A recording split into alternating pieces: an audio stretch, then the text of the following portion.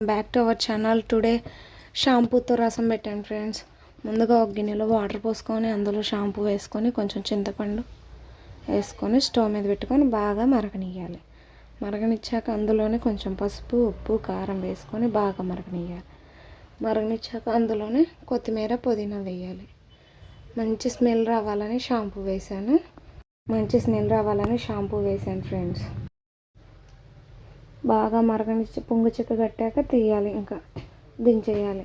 ఇంకా మనకి రైస్ పెట్టి అందులో బౌల్లో సాంబార్ రసం తీసుకొని వెళ్ళిస్తే ఏంటి రసం ఏమి రసం చేసావు అని అంటే షాంపూతో రసం చేశాను అని అంటే ఇంక ఇంట్లో నుంచి బయటకు వెళ్ళిపోయాడు ఫ్రెండ్స్.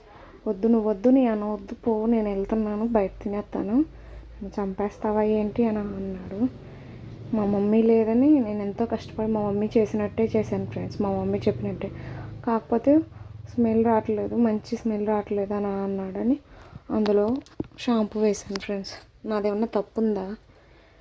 నేను చేసే వీడియోస్ కనుక మీకు నచ్చినట్లయితే please like and subscribe channel. చిన్నపిల్లలు మాత్రం ఇట్లాంటివి ట్రై చేయొద్దు. ఎంత కలర్ఫుల్గా వచ్చిందో చూడండి.